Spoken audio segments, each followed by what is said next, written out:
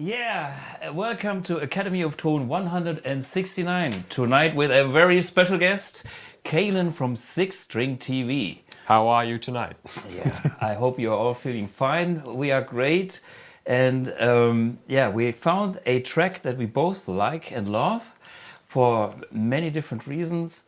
I think it's a bizarre track. A little bit. Yeah. On the other hand, it is so old. It's from 76. Yeah, 70 something. I don't know. Before you were. Oh yeah, long. I was twinkle in the milkman's eye when this came out. I was nothing. Yeah, and tonight's topic is a little bit two generations. I mean, you are 18. Yes. You just made your driver's license. And I have 1 million kilometers on my car. With my age, no problem. I think I have my 5th or 6th car in my life already. All right. Yeah. Been around the block. Yeah, I'm grateful that I can drive in the first place, because otherwise I wouldn't have made it over here to do this. So yeah. The funny thing is, Kaylen is also from this area, kind of, which is. The Saarland, for the guys that know it, and we have been at NAMM without meeting. Oh yeah, I was at NAMM in April, and we were introduced by someone completely else in May, I think, and so we just passed by each other. I passed by the Bluguitar booth like probably 6 times at NAMM without noticing. So yeah. I am an idiot, but you know we've found each other at last. Yeah, which is great because. We can both kind of learn from each other things that are going on in the different generations. And like, you and your Six String TV channel is, I think it's special. It's outstanding because you do it low budget, but you have like a lot of views and it's cool. And the video that you've done with the drop, like E-flat tuning, oh yeah. I mean, I've been trying to increase the budget of the videos. I'm sorry, I don't know which camera to look at. Yeah, all right. Big one in the middle. Yeah. So I mean, I've been trying to increase the video budget, but slowly but surely. It's still all recorded on an iPhone, or 2 iPhones now. But yeah, I made a video about like we played Sales of Sharon just now in E-flat standard because that's just what I prefer. That's what this guitar is tuned to. That's what all my guitars are tuned to. And I've made a video about that, and it got a lot of views for no reason because it wasn't that good of a video. But it was. I just kind of went over why I prefer this tuning. It just sounds heavier. Like I prefer the Scorpions in E-flat. Yeah, and when you watch that video, you can see that area where you live, which is kind of the northern of this county. All right. Let's not. don't need everyone to find out where I live. Well, I mean, if they see the video, they don't know because it's just cool nature, but you get a feel of this area. Yeah. So I try to tease the people so they actually watch the video, right? Which is just find out where I live and stalk me. Okay, before we dive into more topics here. Let's do a little bit of house cleaning. What's going on in our community? So Andrew Matthews from Portland, USA, just released his first solo album, I think. It's called The Troubled Child. And he has a few gigs out there.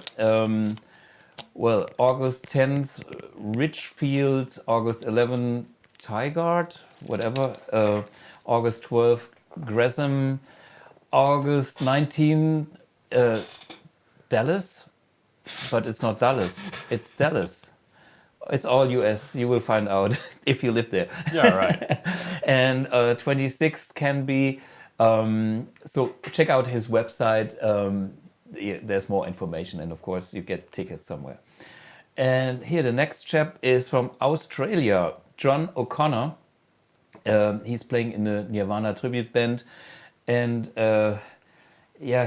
got a AMP1 recommended by a mutual friend, and then he simply bought it, and he was so excited. And so here's his tour dates. It's actually not only Australia. So let's see where he is playing. August 10th is in Adelaide. Of course, Australia, Sydney. I love Sydney. Maroubra Beach is my favorite beach over there, if you ever been there. Melbourne, Brisbane on the 13th of August, and Bangkok, which is... No, Bangkok? Bangkok. I think that's Bangkok. Is it Bangkok? It is Bangkok, yes. Okay, it's Bangkok. Okay. So that's quite the lineup there. Like just 4 shows in Australia and then straight to Thailand. Yeah, and then he goes Pattaya in Thailand on August 25th and September the 2nd in Nottingham, which sounds very British to me. But you never know. Maybe it's back in Australia because you know the history of Australia. No, I know there were like, I don't know, was like convicts, criminals sent to some island. Yeah, I mean, you know, the Brits back in the days, they thought they have their holy big empire, and so they had all these states that they slaved, kind of, and Australia was so far away that they sent all the prisoners out there. Yeah, sure. It's just a big pile of dirt. Why not send them there? That's fine. But you know, the good thing about Australia is people are so relaxed because the sun and the weather is so nice, and people get so smooth and mellow. So there's no criminal. I have been there many times, and people are just the nicest people on the planet. Yeah, that's a country that's never gonna, or continent that's never gonna see my face. Because have you seen the animals they have there? No. I tell you, the spiders are. I had a huntsman. They're not dangerous, but they're just look. Oh yeah, I've seen the huntsman spiders. They have faces. That's not. Yeah, hard no from me. I'm sorry. I had one in the stairways. Greetings in the morning. My girlfriend, less greetings. Yeah, I know some lovely people in Australia, but I'm likely never going to meet them. I'm sorry, that's not. Yeah, I'm a total fan, but okay, yeah, you're right. The animal, you have to get used to them. Okay, and yeah, we might have an interview with John O'Connor soon. I have to contact him. And finally, we have Michael Baum, a German guy who did a big thing with 1,000 musicians playing together in the Frankfurt Stadium. There's a small snippet video. Maybe we can show that. It's called the Grand Jam. Too many people, too many musicians. Probably sounds a lot like the NAMM show. Yeah, when you're there up close. Probably more conducted, you know. Right, a little bit. Okay, check it out. Hier findet heute, am 29.07., der Grand Jam statt. So, und wir fallen jetzt quasi direkt auf mein Board. Siehe da, der gute Iridium ist am Start und die Fat Cap. Und ich halte mal auf seine Box drauf und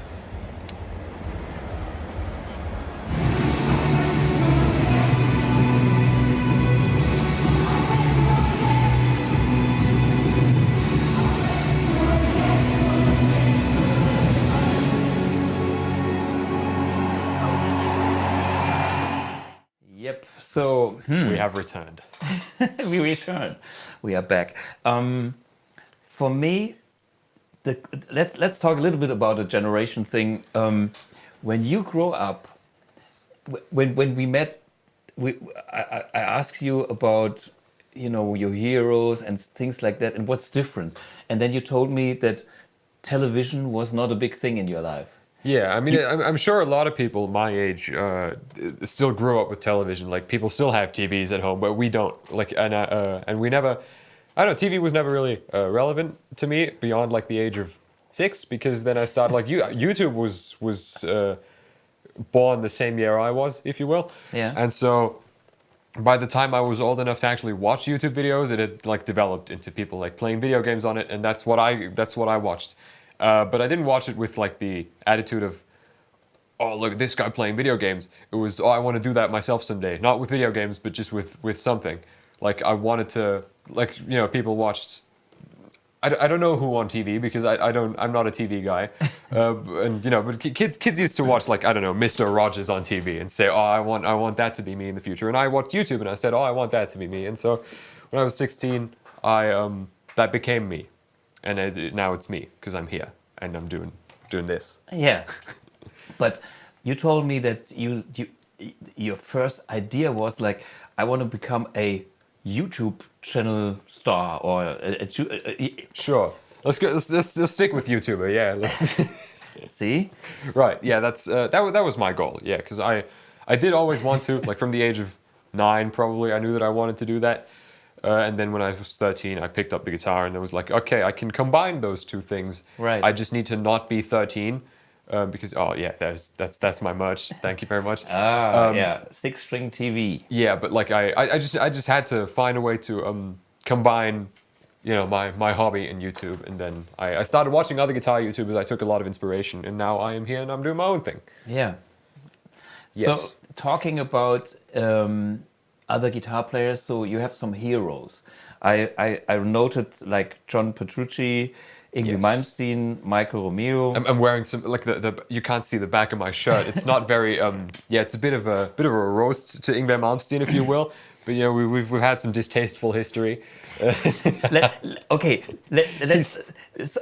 So what's the thing about Yngwie Malmsteen? I mean, on the one hand, he's your hero. He is guitar-wise. He's absolutely like he's inspired me more than anyone else. I'm a big neoclassical boy. Yeah. But then you know over the part like he has more bad albums than good ones by now. Like he's just you know and if you I made a video kind of talking about it once, and I may not have been extremely nice, but it was honest. And he took that down. And then he threatened to sue me, and then another YouTuber kind of talked about that, and then he threatened to sue him too, took his video down as well, and then, you know, that kind of spiraled into the whole situation. Like I'm blocked on all of his social media, and so I I released some merch to commemorate that, if you will. Well, I think this is again a generation thing. If you are in the modern world, you have to handle stuff like that. Yeah. There are shitstorms. This is because it's an open community. You know, if you go on YouTube, everybody can do his comments. Everybody can express what he thinks. If it's honest or bullshit or whatever, it's there. And if you are old school, you are very afraid of, oh, my reputation. Right. You know, somebody. Even if there's the tiniest thing in the. Yeah. Hinting at maybe I'm not a guitar god anymore, you start to have a midlife crisis or end life crisis. Yeah, I was going to say he's way past the middle of his life, but you know it's just there's ways to handle that kind of thing, and there's ways not to, and that's you know threatening with lawsuits. But you know he's still guitar-wise he's one of my biggest inspirations, and then there's, I mean. Technically, Uli Jon Roth is my biggest inspiration because he inspired him too. Yngwie wouldn't admit it, because Yngwie inspired Yngwie and no one else. But you know, like Uli was the OG neoclassical shredder. Yeah, and I think this is worth mentioning, because when I look back in the history, you know, there's the Ritchie Blackmore, and there's you know the very first generation of rock guitar players. I mean, there used to be Elvis Presley and you know. You know, this kind of thing, tutti frutti. Okay, this has nothing to do with neoclassical. And I think when I think of like Deep Purple, they had the influence of classical music with the organ, and you know, and the Blackmore's thing, and like the first attempt into this harmonic minor scale and that. Mode or sound, but I think Uli with the Scorpions took it to that next level that defined that style for a lot of players. Yeah, right. And then Yngwie came along, just stole a little bit more from Paganini, and then said, "This is mine now." And then you know people have been doing that ever since. Like there's still people like not ripping it off, but even like in the 2000s or like in the 90s, you know, Necrophagist came along and then they did death metal that way, and there's a lot of classical influence in their music. Yeah. It's not I don't think that era of music's ever going to die because it's always going to influence other people's music in some way. Like I've heard pop music with influences from, of course, like old classical music in it. Yeah, and I I know Uli because of many. I played with Uli several times. We did like a G3 thing with Uli, myself, and Victor Smolsky. Oh. That's another one I like. You I like Victor Smolsky. I didn't get to see him at NAMM either. He was there. I know that he was there. He went and took a look at Engel and Yamaha, but I didn't see him. Well, Victor, I mean, we know each other at same age, you know. I mean, and here's another funny story. I did once for a German magazine, Guitar magazine. I did the School of Rock, and he did the School of Metal, and then we met at a show. And then we swapped guitars, so I played his Yamaha and he played my Strat. He played my song and I played his. Of course, I had to learn the metal shredding licks, which is a hard thing for me.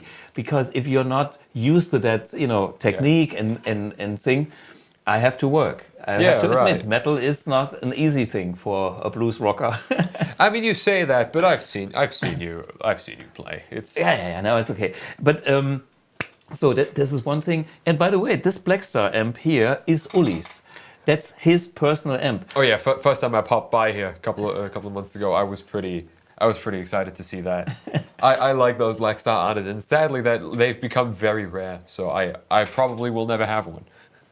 Yeah, the reason for this amp being here is Uli is also playing amp1s, silver ones, by the way. And the story goes, when we played together in somewhere with Victor, you know, everybody on stage, we played the songs and la la la la, all good. And then Uli came and said, "Where's your amp?" And I said, "That's my amp, you know, this one." Mm-hmm. And he said, "That's not your amp." He said, "Yes, that's my amp." And then I took it to the dressing room, plugged it in, and then Uli goes and says, "You know, I have this special Sky guitar with my, I think 90 dB boost, a horrendous amount of output." And he goes like, "I can kill any amp." And I say, "You know what? I have a spare one in the car. If you destroy it, I know where the limit is. So please go for it." Yeah, so, exactly. And he goes on the clean channel, and this is all he takes. And the overdrive coming from like smashing the clean channel with all the output, and he was like, "That's kind of my sound." And Uli is known to be one of the loudest guitar players. Oh yeah, and yeah, these things get loud, dude. And he used to use like 4 of them. It's really loud, but he is on stage wearing cotton in his ear, and the rest of the band is suffering. But anyway, Uli, I have super high respect for his style, and you know, he really, I mean, with all his classical background, and he's very deep into details, and he's very open to new technology. I mean, with his Sky guitar, there's so many things special about it. Hey, by the way, I think I have a video where I played his whole guitar collection at the #1. We can show you a little clip where I played his Sky guitars. And check it out.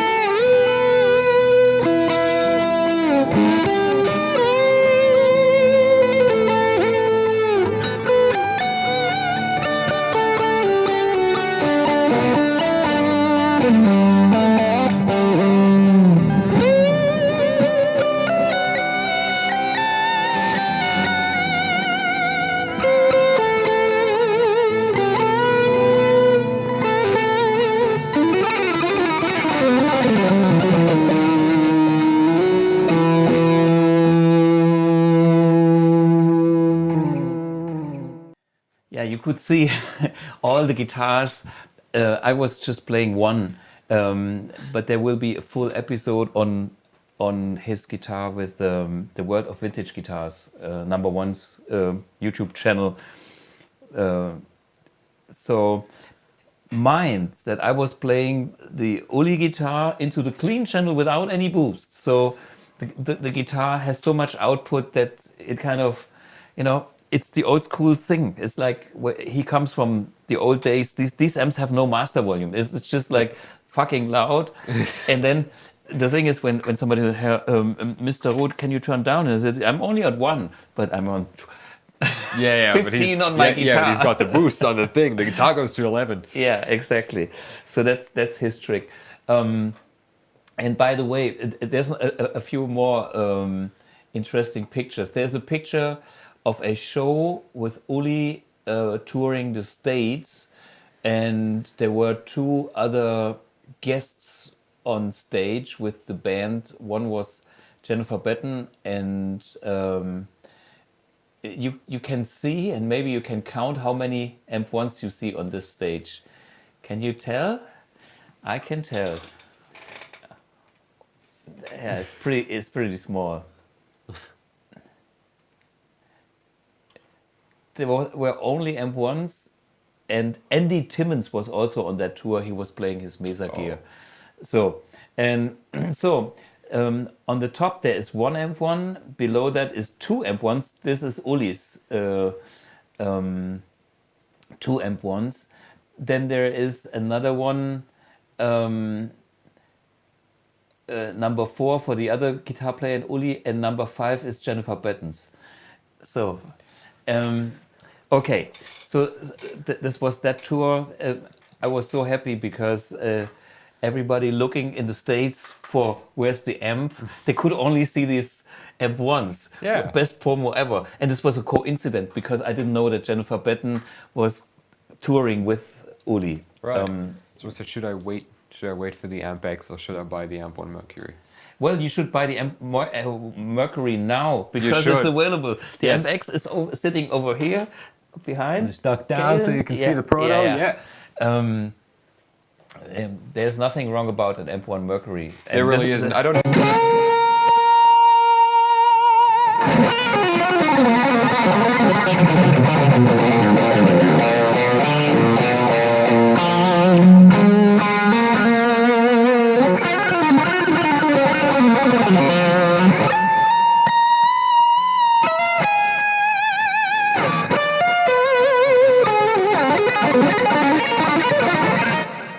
I mean, my personal recommendation is get the black one. I've got the Iridium at home. To me, I mean, it doesn't sound as warm and bluesy, I guess, as the other one does. That's the point of having 2. But I love this one. I have this one at home. Yeah, but you play humbuckers. I mean, maybe. Right. I mean, right now I do. I am. But at home, I use a lot of single coils, really? or at least I use this guitar a lot with just with the coil tap. So. Even though it's buzzy as hell because these pickups aren't made for it, but yeah, I use a lot of single coils, but I just like the classic setting on this one. The modern one is too modern. I guess if I don't have any Mesa gear at home or anything for a reason because I just don't need that sound. But the classic setting is right. That's a sweet spot. Yeah. Yeah. When I met Uli, he said. He has a good sense of humor. Sometimes, we talk stuff, and then on a trade show, he checks out people. It's like, it's not bad. And he has this. I like his humor. A little cynical, but also he knows, and that's something good. And then there is the drummer of the Scorpions from back in the days when they recorded "Sales of Charon," which was the song that we played at the intro. His name is Hermann Erbel. He's also from our area. Did you know that? No, I did. I haven't heard that name before. I'm sorry. Okay. Anyway, but I mean, he is the original drummer in the Scorpions, All right. and the man who did this is also an interesting story. The Scorpions, they came from Hanover, like North Germany, and they went to London, England, to make it there. Back in the early 70s, that was the place to be. All right. So the Scorpions, they had no money, because they had to decide if they buy cigarettes or food, and they smoked. I was going to say they probably went for cigarettes, just knowing, So this is but they were like real rock and rollers, and then they were in London, and they tried to find a drummer, and then there came the guy from the Saarland, Hermann, and they clicked because he was a German. Hermann's a German, right? And Hermann is also a good friend of mine. We played a few things together. Maybe we show some pictures of that. We played some Beethoven with the orchestra. Right. Here's the. And the other guy with the one shirt in the corner is Frankie.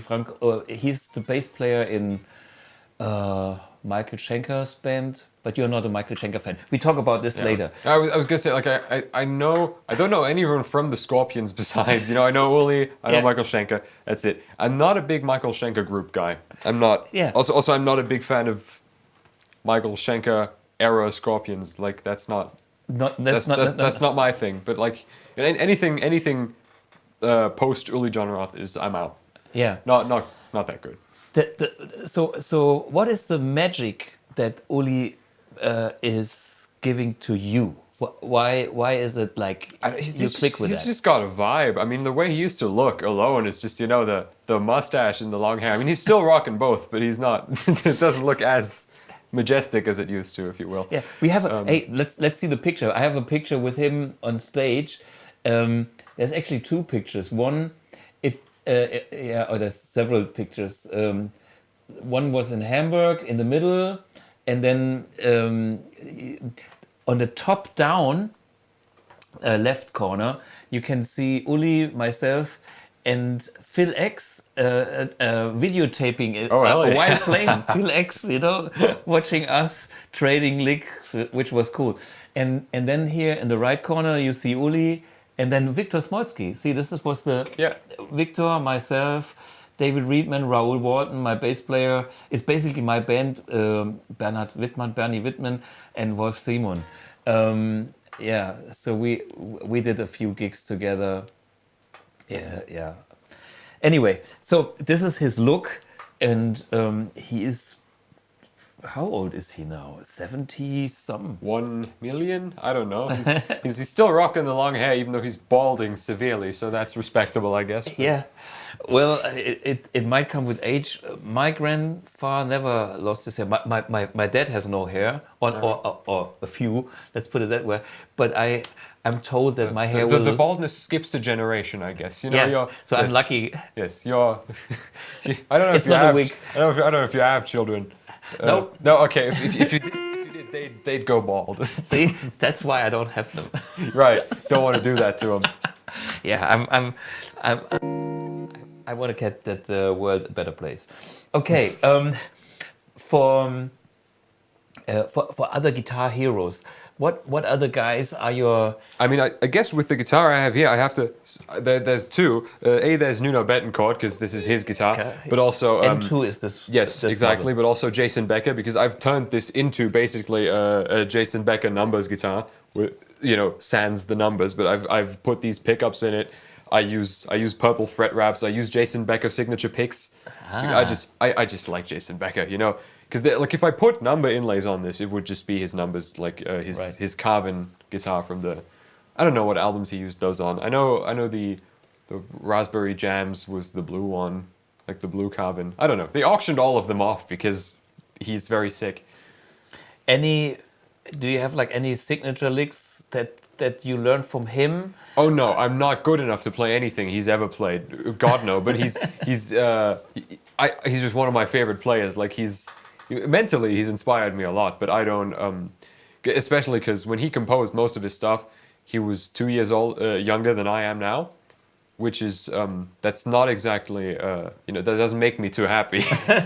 Yeah, but I mean, this happens all the time. There's always somebody better, younger, faster. Yeah, he's just the Beethoven of guitar. Was that? No, that wasn't the. Who was the child prodigy with the piano? Which one? Mozart? Well, yeah, thank you. Yeah. I'm an idiot. I'm sorry. Beethoven was deaf, and Mozart was. Yeah, he was a combination, I guess, because Beethoven then went deaf, and Jason couldn't play anymore eventually. So I guess he's a mix of both, which is sad. I mean, Jason like still composed until a couple of years ago. Like he was still writing music. It's just other people like Steve Vai and other players like performing it. And what about guys like John Petrucci? I love John Petrucci. I love Dream Theater.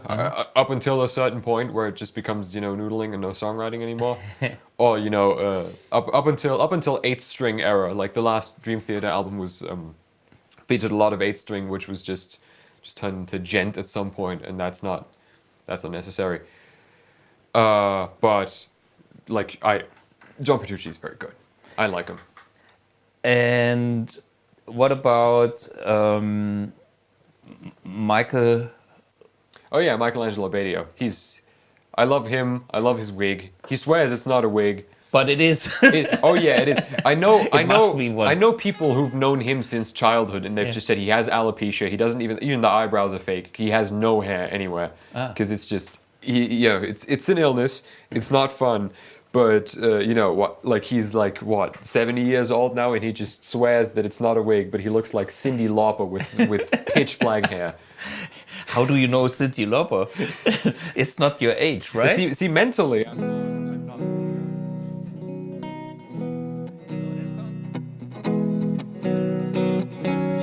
I couldn't name it. It's ringing a bell.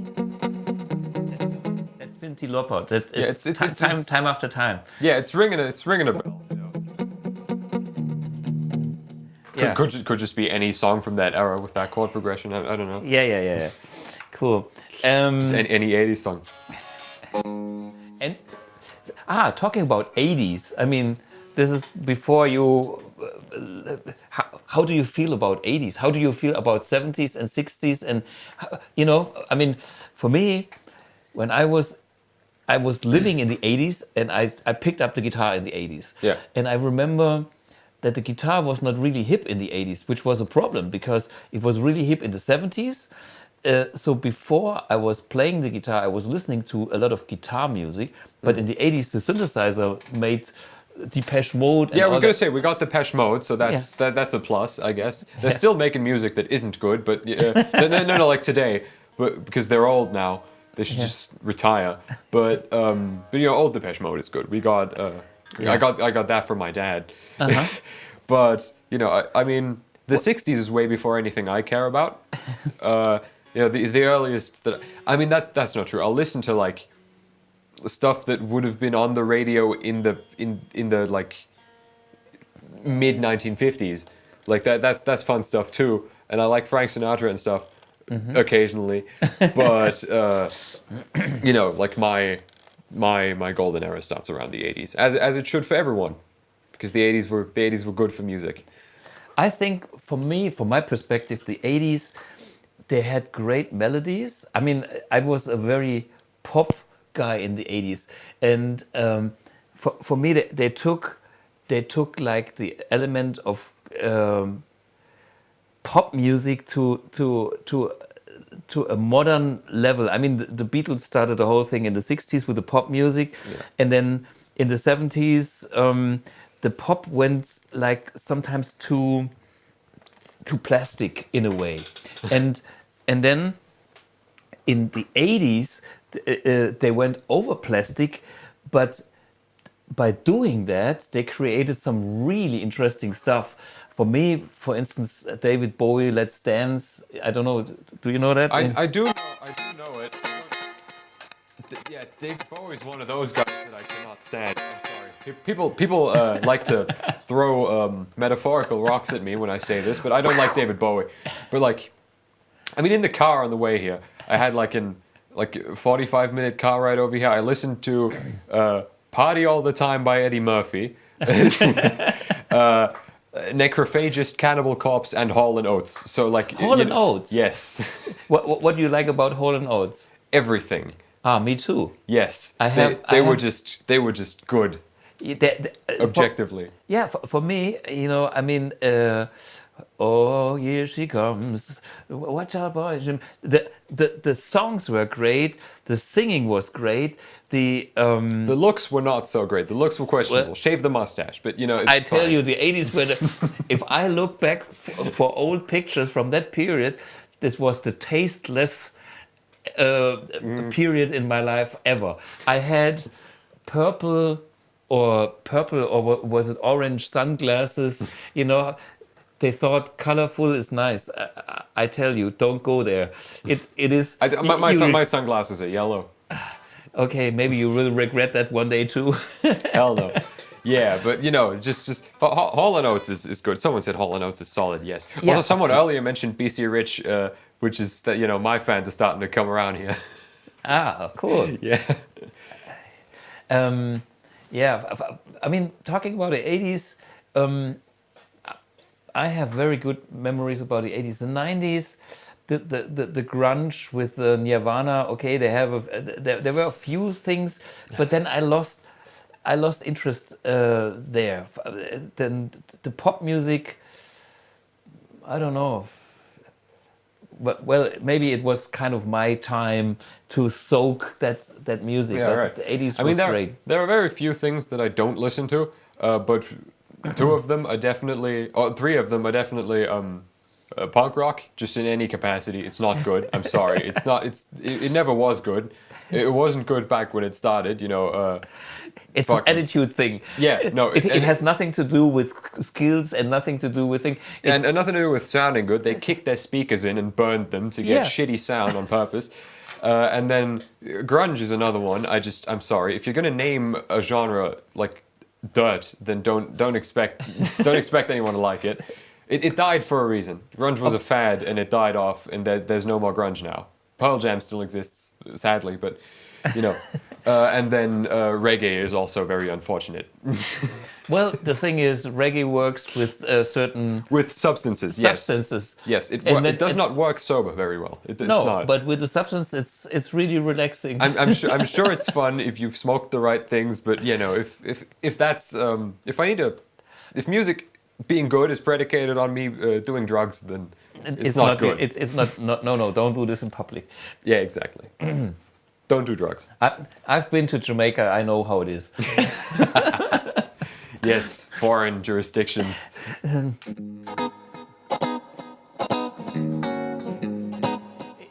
mean, it has nothing to do with anything but loose. But it's okay. I get the feeling. I mean, this is. Hey, what was Thomas? What about rock and roll Chuck Berry? I mean, this is the very early days of rock and roll, which is how to describe it. I mean, important, but I'm more interested, to be honest, in the generation after. But this is it was laid the stepping stones, but it's not good anymore by today's standards. I know Chuck Berry through Back to the Future. That's it. That's my connection to Chuck Berry is that one scene from Back to the Future. That is it. What the flux generator thing? It was just like on stage playing, like, I don't know. Like on stage when his parents were children, like playing, I don't know, what was it, Johnny B. Good and shit like that. Yeah. See,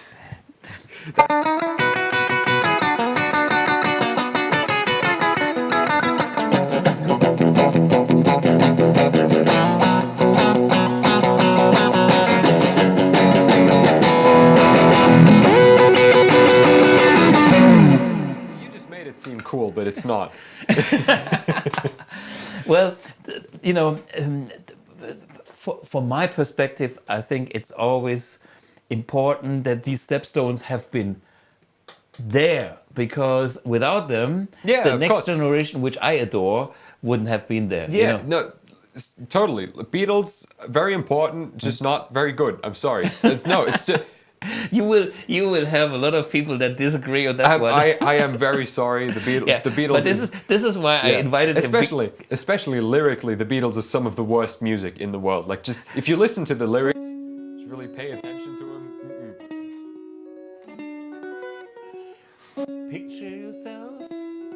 in a boat on a river with tangerine things and marmalade skies. Well, yeah, no, I'm sorry.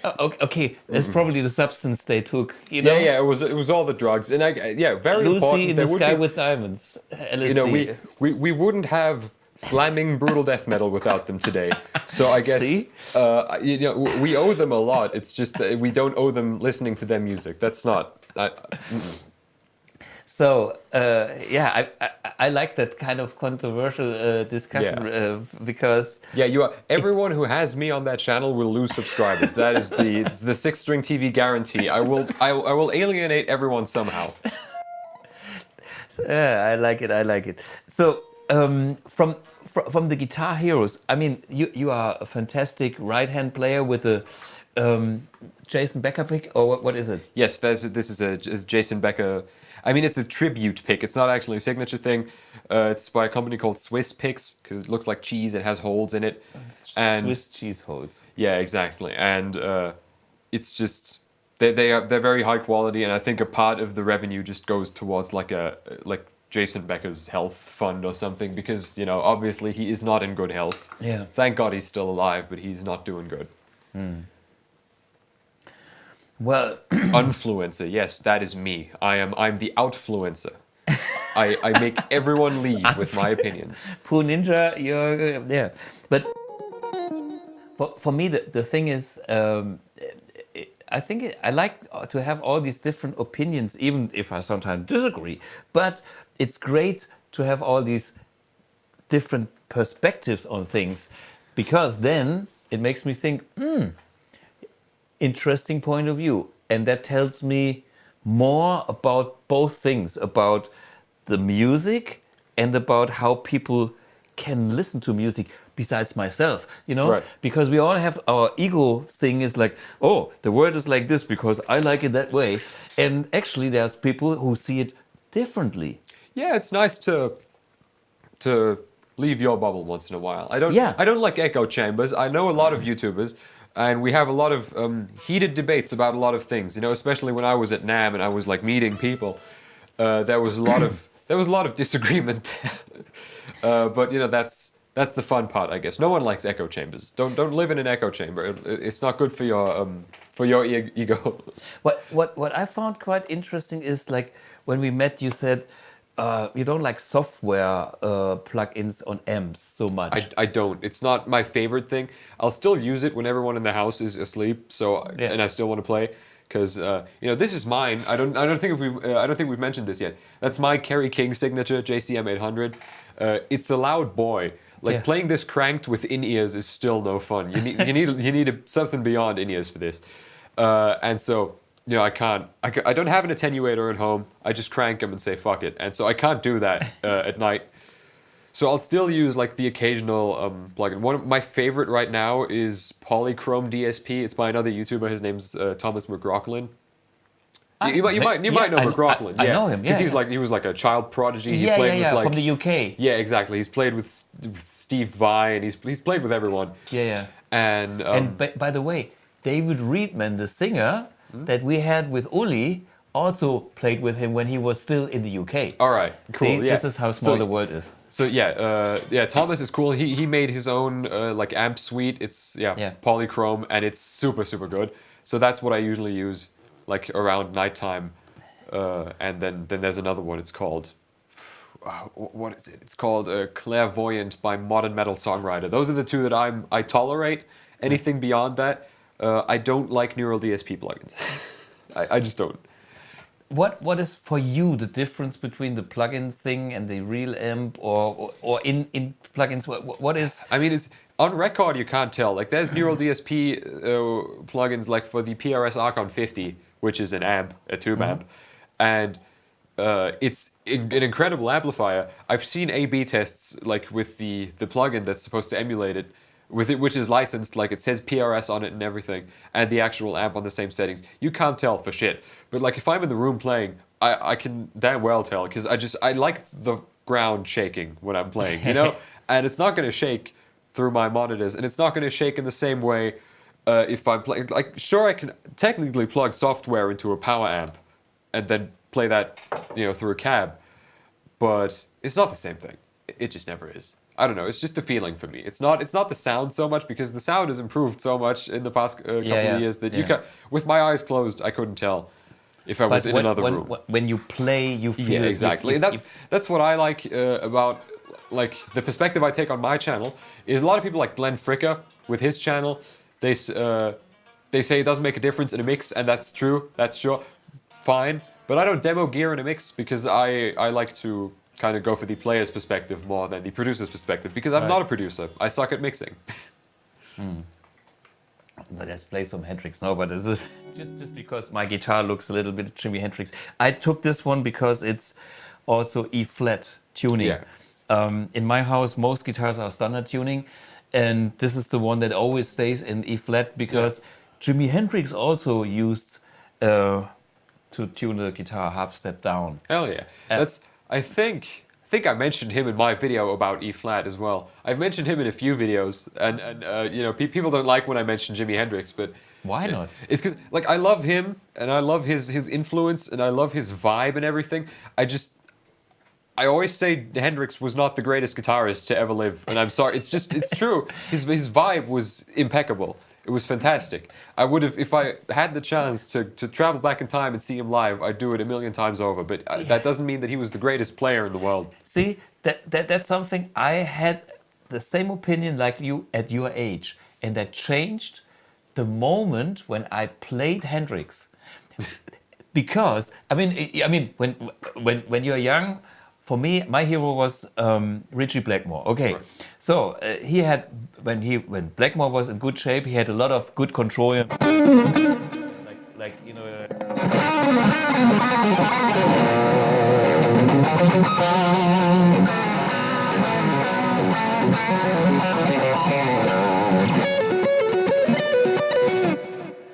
So there was a lot of control, and Jimi Hendrix was like.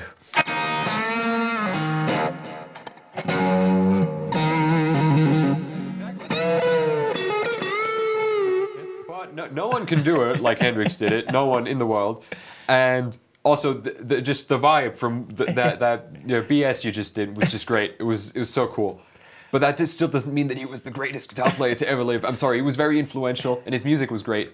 Like his singing was great, the music was fantastic, but he was a great guitar player. He just wasn't God himself. He you know. At that time.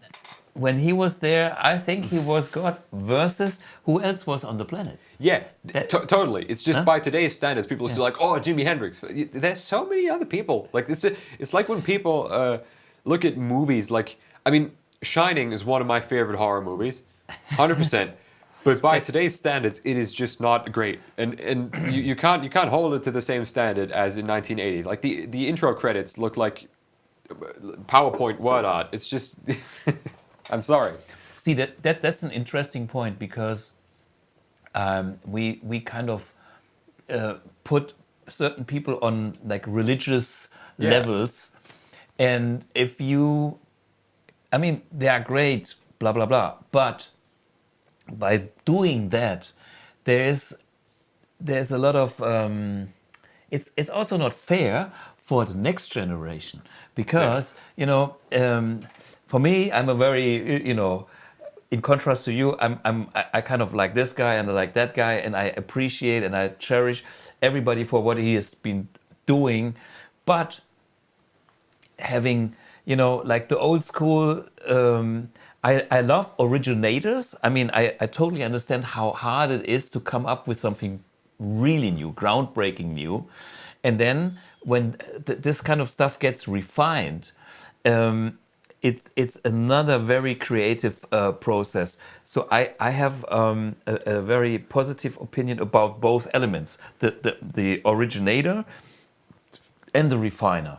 I mean, like Uli. Uli didn't grow up on nothing. In the universe, there was classical music. In the universe, there was Jimi Hendrix. Right. By the way, Uli is one of the biggest Jimi Hendrix fans. Yeah, and totally. I mean, so was Yngwie. Like he said, he started playing guitar to light them on fire because he saw Hendrix light his guitars on fire, and he said, I started playing guitar to smash them and burn them. Also, one guy just said, Unfortunately, he doesn't know the difference between handcraft and art. That's why he claims Jimi Hendrix isn't a good guitarist. See, people like to put words in my mouth. They say, I did not say he's not a good guitarist. I said he was great, but not the best. That's what I said. Aha, see?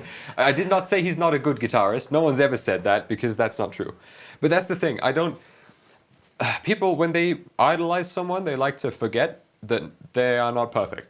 And I've outgrown this, which is why I made videos about Yngwie that were very critical, even though I like Yngwie. I've criticized everyone that I love, and people who like me have criticized me as well. Because well, you have to take it. Yeah, people have flaws. There have been videos calling me out. The only reason I don't accept some of them is because they tell lies about me. Which is, but like if someone's criticizing me for something that's very legitimate, I've taken videos down because I've made a video about Schecter guitars that I regretted looking back because I made videos about their high-end guitars that I did not like because they were not very good value for money.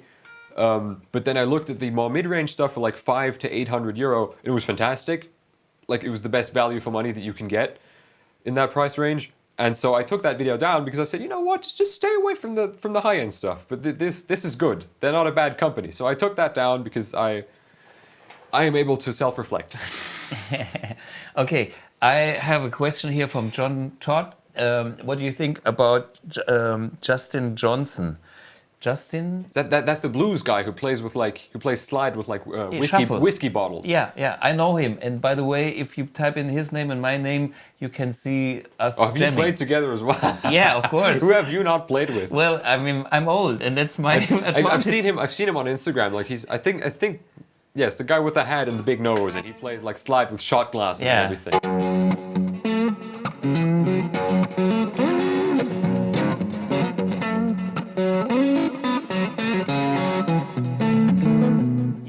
In Nashville, and of course he does. Yeah, every good guitar player lives in Nashville. Yeah, and I mean he's doing his thing, is killer. But again, it's a unique style. I mean, he but the way he does it, he has a vibe, he has a style. He's a nice guy. Yeah, he's a fantastic slide player. I suck at slide playing. And so I like to watch videos of it just to watch other people be good at it. And he'll take a shot, then put his finger in the glass. And just And he's about the whiskey too. I was at his home and he did the whiskey tasting. Then he puts the lemon on the glass like here, right. And then try this one. Oh, okay, nice. And then anyway, this is he's from Nashville. Of course, he likes whiskey. Yeah, so Europeans don't like whiskey as much as Americans do. Like anything brown is very American. No, but like I don't know. I'm not that much of a blues guy. I'm more of a. Hold on, is it? What?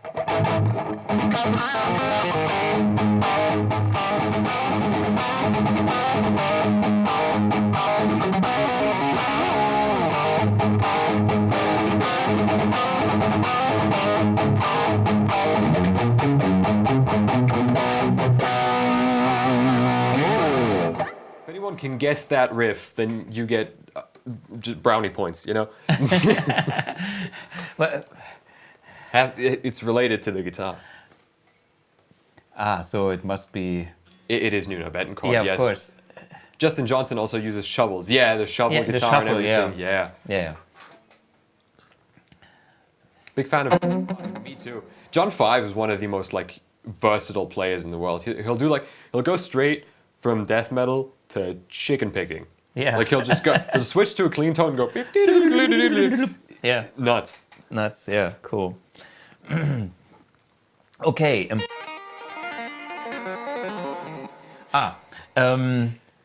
Back one more thing about the Uli lick that he is playing, which I found is worth mentioning. When he plays fast, he has a kind of economy picking style. Yeah. He downstroke, hammer on, upstroke. This is a...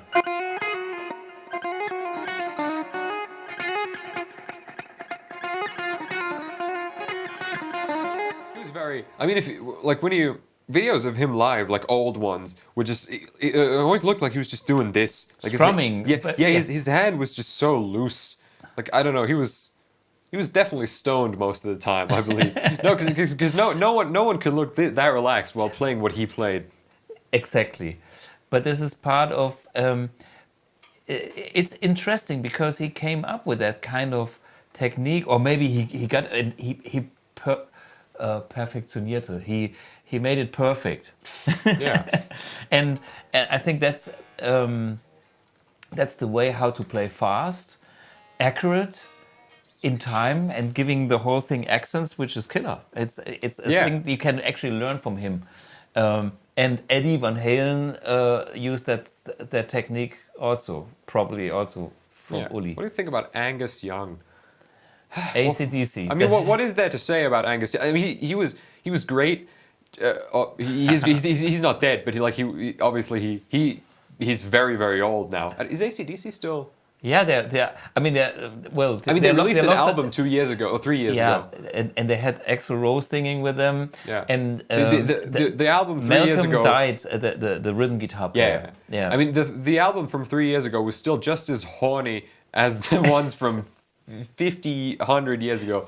Last century. I mean, the thing about AC/DC is, like, I'm sure the drummer is fantastic too, but you just don't know if he is, because no one lives up to their potential in that band. It's always just been,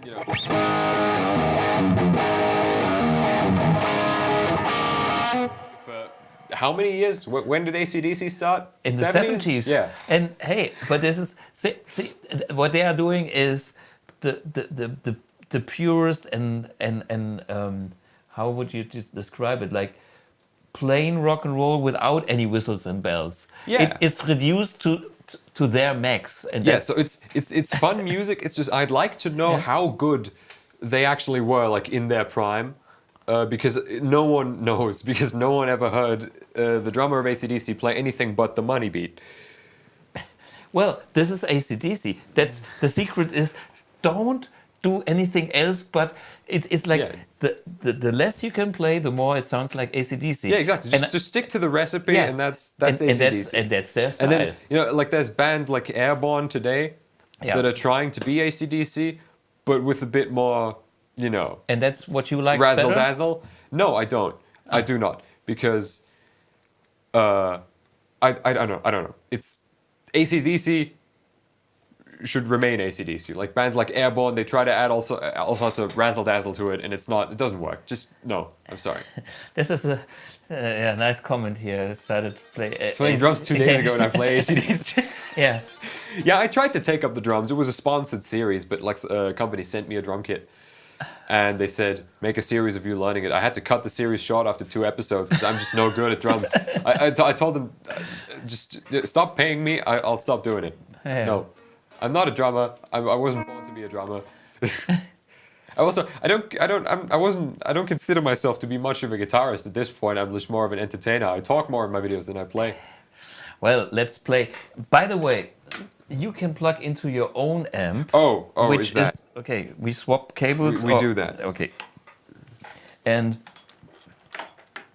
when you came in here first time, wait a minute, I put you on number 4. Yeah, which we A/B'd this, like, my amp and was it the Iridium? Iridium. Yes. Or maybe both, and then I don't know. Whatever. But we made them sound exactly identical to the point where. Okay, this is.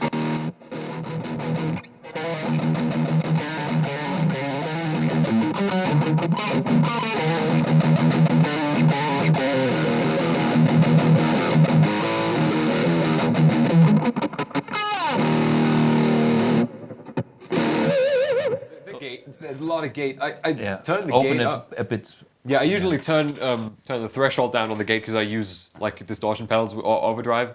In front of the amp. Yes, just into that amp. But now that's not happening now. So.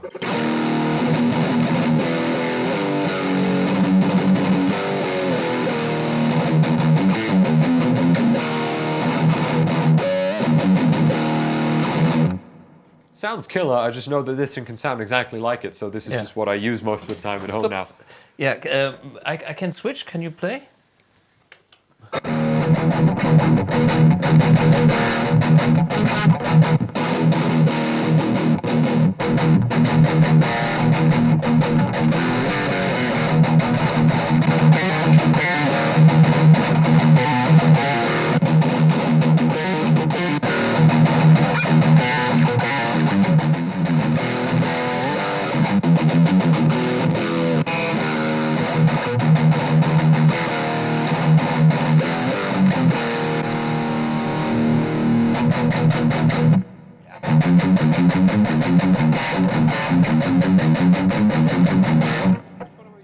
This is this one. I thought I was playing Yeah. through the Anyway, Marshall. you know, it's Yeah. Okay, see that? I couldn't tell. I wasn't able to tell. Mainly because this is a real amp. If it was a simulator, I would have been able to tell. But, you know, this thing sounds like Kerry King. Not quite, because I'm not using EMGs. Because, you know, EMGs are EMGs, but...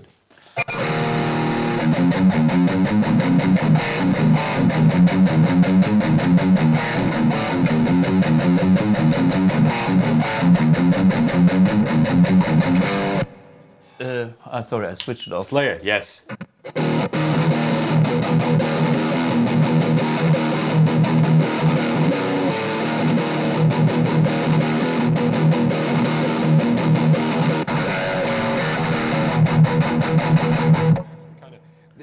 This one sounds a bit like rounder, but you can get this one to sound like that. Yeah, It's kind of this is a lot of fun.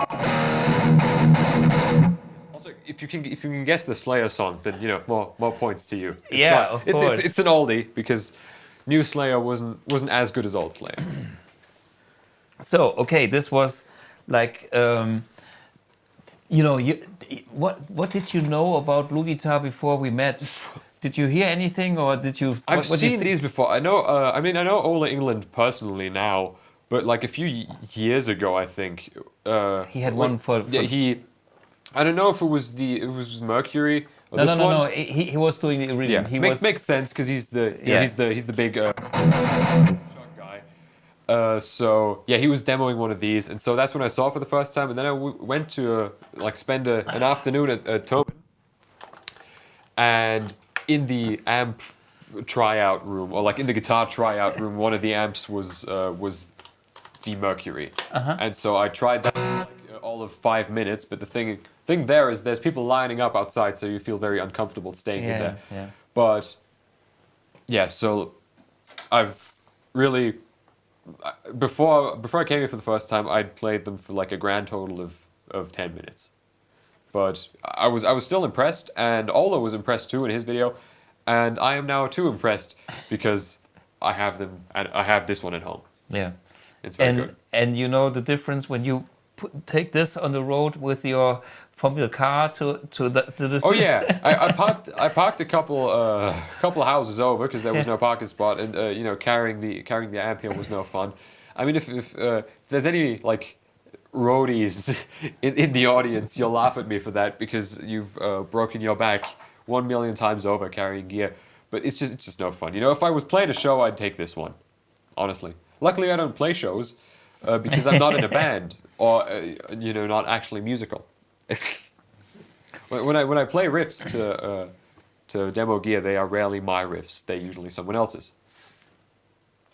So, what are your plans? Like, you have the YouTube channel now. Do you ever want to record an album, or do you have any goals? I mean, I have riffs and licks and stuff. I have like probably 3 songs that I've half finished that I don't know if I ever will finish.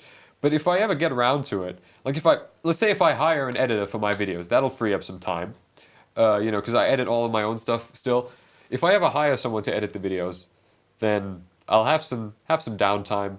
Maybe I'll use that for like writing music, and then I'll make a guitar album that no one will listen to because no one listens to solo guitar music, which is why I haven't done that up until now, because no one gives a shit. I'm sorry. I'd need a singer, and then I'd have to deal with the ego of a singer, so I don't really want one. But I can't sing, so I'll probably just stick to videos. You know, it's all so difficult. I tell you how hard it is to deal with egos in Oh, life, in bands, Yeah. and singers, of course. You know, when you are a guitar player, you have a very strong opinion because you usually start to write the material. You come up with riff and stuff. So, Yeah. and then there's a singer that is like naked. There has not even an instrument. He has to be there, and he has to be the guy that everybody looks at. Yeah. And of course, there is a problem if this guy is not in sync with what you are doing, and then if the guy has an ego, it's a process, I tell you. But question for both of you: are going to 42 Gear Street? I am. I will be there in 2 weeks, and I will make the best content out of anyone. See, and I'm unfortunately not going. I've been there, but I'm busy with other things because I have to finish AMP1. Sorry, guys. You know, yeah, bummer, really. But Yeah, I was invited for the first time this year, and I'm very excited. I will out content everyone there. Tell that to Andrew Boehner and Glenn Fricker. Yeah. So you never been to Henning's place? No. Near Weilburg. It's a very little village on the countryside, on a hill. It's a very nice, colorful house. Yeah. He has painted, of course, 42, which is the number. It's a fun-looking house. You can probably see that from Google Maps or from like Google Street View. And Henning is a nerd. He has the most professional video studios. Oh yeah, like Blackmagic 8K cameras and everything. Like and there's someone like switching cameras and stuff for this stream as well, which is more professionalism than I'm used to. But there's like actual control rooms with people doing live camera switching for his videos and stuff. So there's like barely any editing in his videos because it's just all like live camera switching. And so I respect the hell out of Henning. Yeah, I mean, on this, and you know, some people think he is more the clown, you know, which is one side of him. He is. That's why he dresses like he dresses. Yeah, is because of course. He's, you know, and he doesn't have as much hair as you have. So he used to have thick, luscious hair. I didn't know that. Yeah. I mean, I assumed he had hair at some point in his life, but like. Of course, but no. Honestly, about the amount of work and efforts he puts behind his videos is unbelievable. So he goes an extra mile, and I respect him for doing that a lot. Oh yeah, like he's just had to buy the house next door to him because he had a neighbor, and it was a nice lady, and she didn't mind that a couple days a year, you know, people would make noise out on the street, because she was the only one who wasn't related to him. Like his brother lives, I think, across the street, and so the only person who was like there that could possibly be disturbed by anything was his neighbor lady, and she was very nice, but she died, and so now he's basically forced to buy the house, lest a neighbor move in who would end up complaining about 42 Gear Street. That's a danger. This can end the. I had to move house because things like that as well. Yeah. I mean, we're in a very isolated brick basement right now, so no one gives a shit. And this is my house, finally. I didn't pay it off yet, but I had the lowest interest rate ever. So, guys, nice. Inflation is my friend. Yeah, sorry. Great. It's going to be great for me when the time comes, man. Oh, man, this is... Fuck yeah. If you're so young, so many scheiß things can happen. When I look back on, you know, life goes in waves. It's like, you know, when you look, it's not always this way. It's not always that way. So it's like a big ocean and big waves. And then when you're down there and then, wow, you make it to the top and then it goes back down. Yeah. So go to my channel and buy my merch. That helps. That always helps. In the early days, Henning worked with James LeBrie. Henning worked with everyone. He's produced so many like famous albums and everything. Dude's done everything, which is why he has all the connections. Which is why he can do Gear Street, because he has connections with everyone. Like he could make his own NAB if he wanted to. Yeah, he likes the idea of making big things, but he actually puts the work behind it, and that's cool. And I mean, you know, people like Glenn Fricker, who is like one of his buddies, I have to also respect him a lot, because, you know, when I'm coming from the traditional side with my blues rock and everything, when I needed some advice, Glenn was there. I mean, you know, I was contacting Glenn in Los Angeles. We went to the studio, and he was giving, you know, in the studio, we double checked the Iridium versus other things. And oh, okay. So you work with Glenn too? I didn't know that. Of course, right. I work with everybody. I'll say hi to Glenn. Yeah, of course, do it. And yeah, I mean, like I met him very briefly. He didn't know me when at NAMM, but I met him very briefly. I explained who I was, and then we took a picture, and it was just him pretending to be angry and choking me, and that was the thumbnail for my NAMM video. I mean, you know, the thing about these people is maybe they look angry, but they have a good heart. He's a super nice guy. Yeah. He yells a lot in his videos. That's the character that he puts on. He's very nice. Yeah, and for me, it's okay that we have all these different kind of characters. You know, who else could throw a Marshall out of a window? Oh yeah, just that's hilarious. Sledgehammer it and everything. Dude, yeah, he has no mercy, which is fun. Yeah, it is actually fun. Yeah. So he's cool. Hey, can we what are like a few killer licks that you impress us with? Is there anything that, I mean, sometimes you play that super fast thing. What was it when I came? I don't know. It was I don't know. Was it Jason Becker style or what? No, I don't know. I played something earlier. It was like a very bad version of Scarified by Ray Set.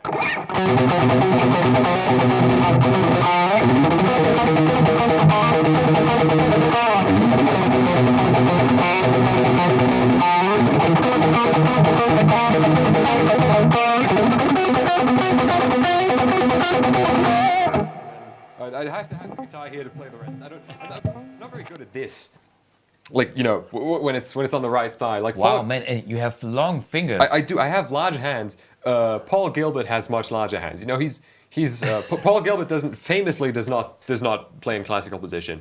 Like, this is the only position he plays in, and he does all the fucking licks up here, and I can't. I don't know why, but you know, Paul Gilbert is literally Mr. Big, if you will.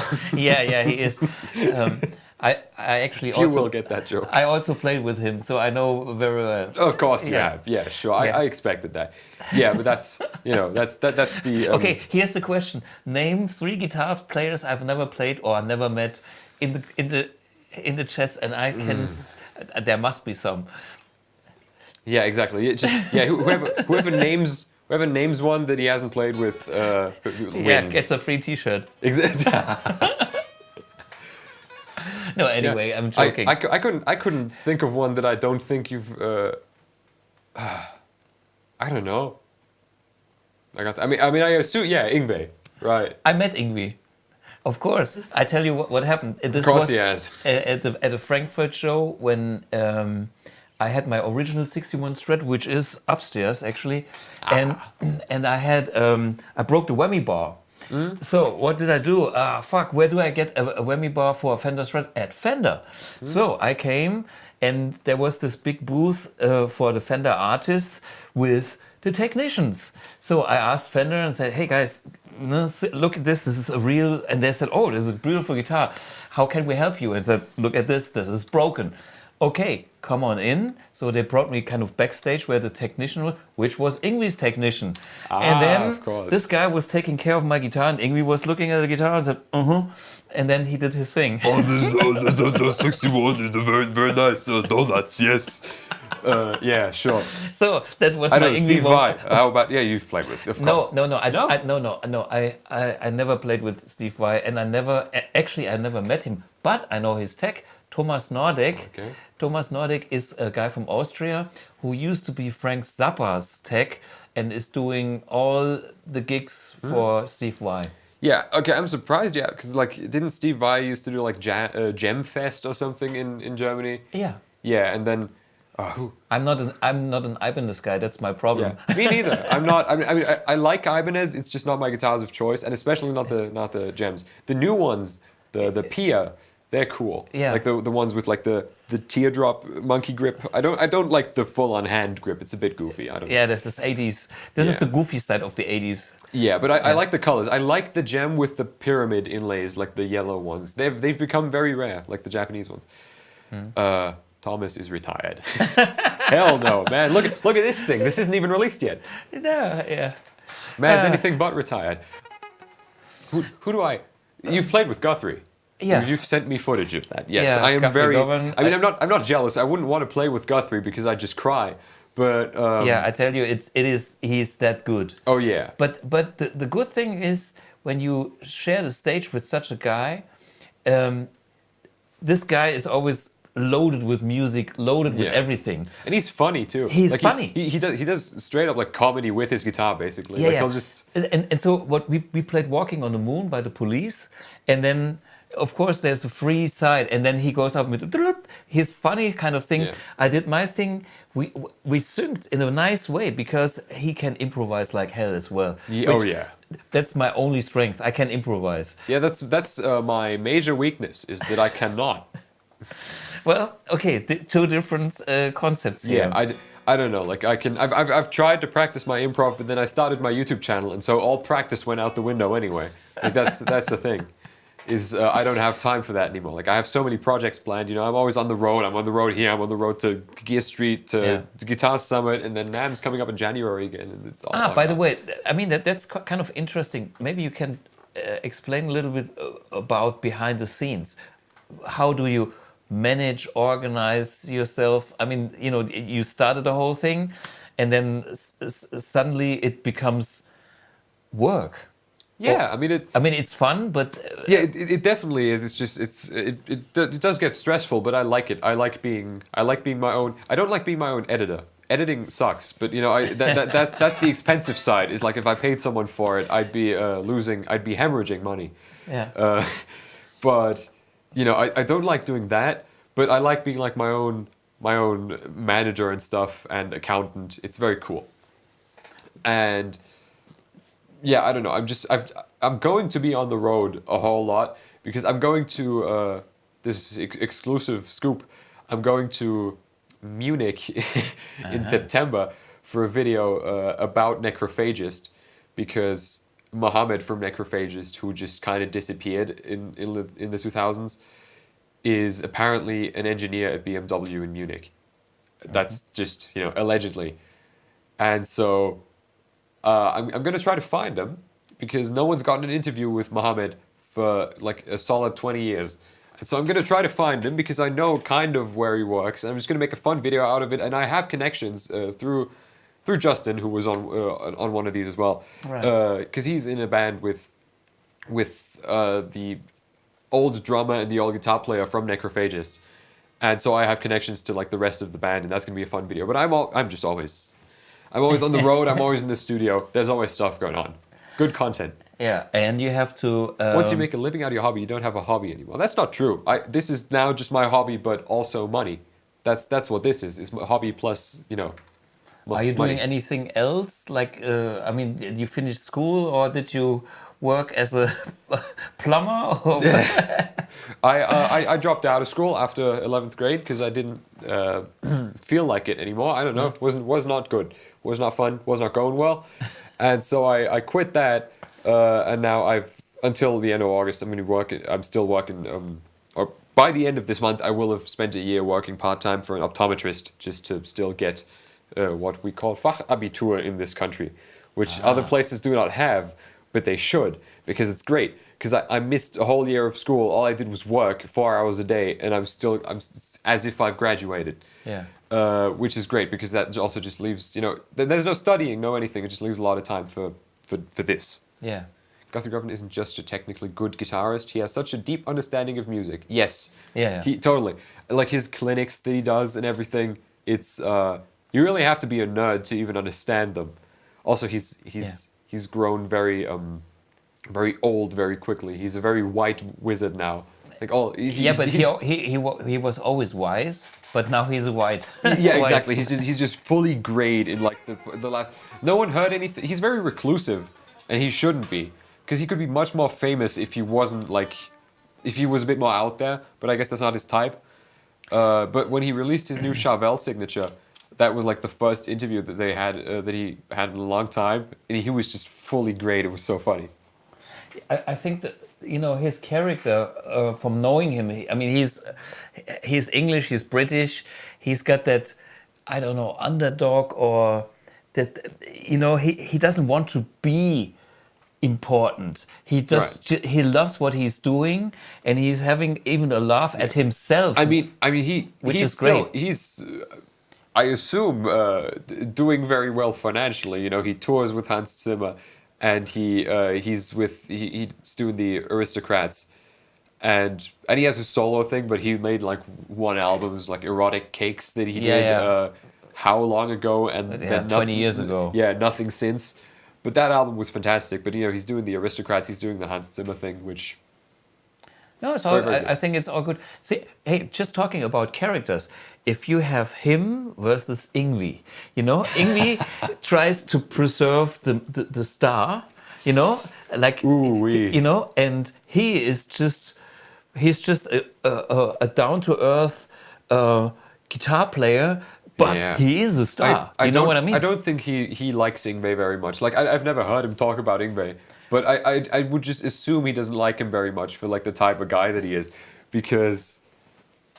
You know, I don't know. Like Yngwie is very, very arrogant and out there. Like he'd push Guthrie aside to like do some sloppy, sweaty shredding. I don't know. But which Yngwie, I mean, if Guthrie would answer, he would kill anybody. Oh yeah. But he has not the mentality to kill somebody. He would just, you know, he just delivers in a way. Yeah, which is outstanding. I think he could play anything. I mean, I haven't heard him play any like metal or something, but I'm pretty sure he could. Like he could probably out chug Cannibal Corpse if he wanted to, because he just does anything, and he does anything better than people who started it. Like he can do blues better than anyone who's actually a blues player. He does jazz fusion, like very influenced by Holdsworth, but better than him. Dude's insane. Yeah. Scalloped neck is like cheating. I can only play fast and loose on the scalloped neck with very little action. I got arthritis. Well, then it's just an aid for arthritis, isn't it? Not cheating. Hey, that's like saying a hearing aid is like cheating. Yeah, but hey. Anything that helps is okay for me. I mean, you know, why torture yourself? I mean, if you want to play 13s or 17s as a high E string, why? I used to be like strictly 10s, and then I realized, 9s are much more comfortable. Yeah. And so the action on this thing is so low that like, no amp, that's not the point. Like there is some fret buzz on it, but I don't care because you can't hear it through the amp. It's not enough for that, but I just like the action very low. I like the strings very thin because this thing just plays itself. It's so nice. It depends on the style, you know. Yeah. I mean, if somebody wants to fight for that one note and pull faces, why not play 13s and I mean, if you're playing like, you know, resonator slide guitar, you need very high action and thick strings. It's a different animal. Okay, we have a few things here in the chat going on. Like your video on Washburn guitars. How old were you when you realized guitar is the thing? Is this a question for you or me? I can answer it. I assume we were similar ages, just many years apart. Of course, because different generations. I was 13. Yeah, I started 13 to pick up the guitar, but I knew the guitar was cool by the age of 8, listening to the guitar. I got into, I dove headfirst into music like Slayer when I was like 11 or 12, and so that's when I was like, okay, I want to play guitar at some point, or I want to play something. I was like, I don't know, drums, guitar, something loud, and then, you know, I got a guitar for my birthday when I was 13, which was a Squier. It was a Squier Bullet Strat. I still have the body without anything in it, but I'm not going to get rid of the body. I'm going to turn that into something nice. Yeah. Here, I make one more scalloped comment. John Todd, the thing about scalloped guitars, this is also slightly scalloped, which comes from my beloved 61 Strat that is played to be almost scalloped because I sweat like a pig and the clay dots disappear every year. There's another one out and it will be black one day and I have to have some white ink. But anyway, the point is it sounds different, and if you use that sound, you have more connection to the string because the fingertip doesn't touch the wood so easily.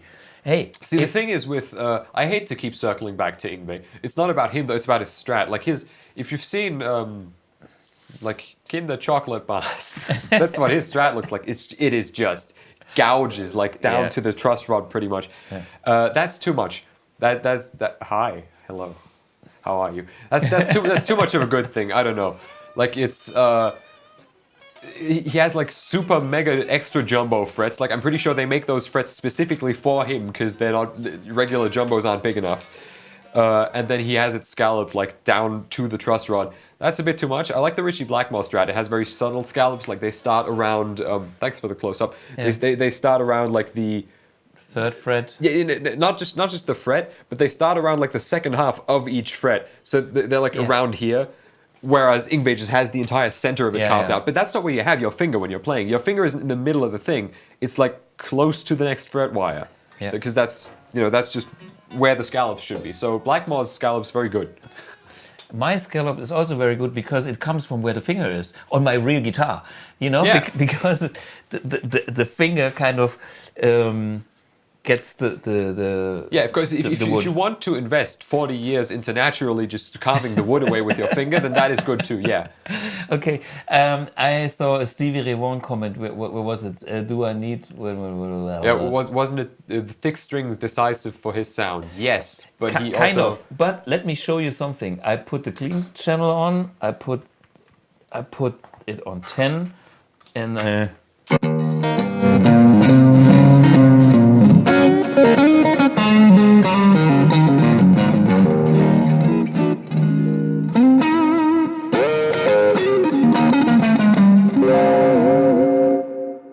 These are 9s. Yeah. So there's nothing wrong about 11s or whatever. It probably isn't just. It's just not great for your fingers if you're playing in E standard, E flat standard with like super like 13s, which I think he like at some point he used like 11s to 13s sometimes, which is just like on a Strat that would tear the tremolo off. Yeah, but the thing is, I found that the thick strings have a benefit for certain kind of licks or way of playing because how to describe it? You play different. You do different things. You don't do the harmonic wide bends like like you would do for neoclassical. Yeah. I mean, if you look at modern metal, bends have become obsolete anyway. Look at there's Evertune bridges now that just don't let you bend because the point of Evertune is that it like with spring mechanisms it regulates your tuning stability, and so you can't bend because the spring will just regulate the note and just make it right again, and so. Like tons of modern metal guitars and modern metal players just have Evertune bridges now because no one bends anymore. It's all ones and zeros. Also, someone said, "How about Rush Alex Lifeson?" Hold on, I'll give you the chords so you'll be happy. Hold on, let me. There you have your Alex Lifeson. That was F sharp. Yes, that is 7. Technically, I know that from Dream Theater and not from Alex Lifeson, but it's his thing. Yeah. By the way, I met Alex Lifeson. Of course you have. Yeah, sure. We had a full night of dinner, and I was backstage with him when they played the Liederhalle in Stuttgart because I helped to design his signature amp with Hughes and Kettner back in the days. Okay. So we spent some time together. Nice guy. Yeah, he seems nice. I've seen him in like videos. Okay. Malmsteen plays too fast to hear his mistakes. I can hear him. I can hear. Everyone can hear him. Okay. Everyone else can. Yeah. It's just him. He doesn't want to hear him. But he still claims that his wall of amps behind him they're all turned on. Which like no. They're all just like cab husks and empty heads. It's just crap. Yeah, for me, it's hard if you try to play a role like he is playing. I think it's getting harder every year. Every year you grow older, and I think the attitude to age in dignity. Okay, that's probably my problem before it becomes your problem. But one day you will have that problem as well. Yeah, and I'll just retire when that time comes, like Slayer did. I won't turn into you released the fucking Fury. That's not where I'm headed. Yeah, I wonder what all the metal guys are doing when they get 70. Can they still chuck and play that fast? No, they will just have carpal tunnel. It's just debilitating. It's just gonna kill them. Because it's physically not possible anymore. I mean, I don't know. Like I'm excited to see where Meshuggah will be at in 20 years. They will all have just gone insane. Yeah, I think that's the problem with this. Two athletic styles, I mean, that's the thing. B.B. King, he can play 2 notes and everybody recognize him because it's the way he plays that note. And if it's out of tune, it was always out of tune, but it was meaningful, So that's easy when you become 70 and 80. But if you try to shred, it's a problem because then you get sloppy. Yeah, a lot of the greats aren't as great anymore. I mean, you could see it even with Cannibal Corpse is a bad example because they've replaced Pat O'Brien because he started attacking old ladies. You know, that's not a good image for the band, despite their lyrical themes. But so they replaced him with Eric Rutan now. But look at Mick Mars. Yeah, Mick Mars is still good because he can afford all the arthritis surgery in the world. Because but the thing is, with your hands and stuff, you can do a lot of magic. Your vocal cords, once they're fucked, which is why Vince Neil is Vince Neil nowadays. You know, Vince Meal, as I like to call it.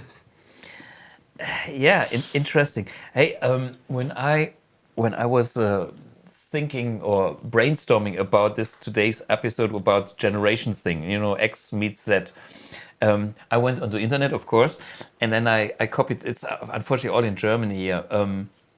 What is the typical things for the X generation, which is my generation? I say it in German because I have to translate. It's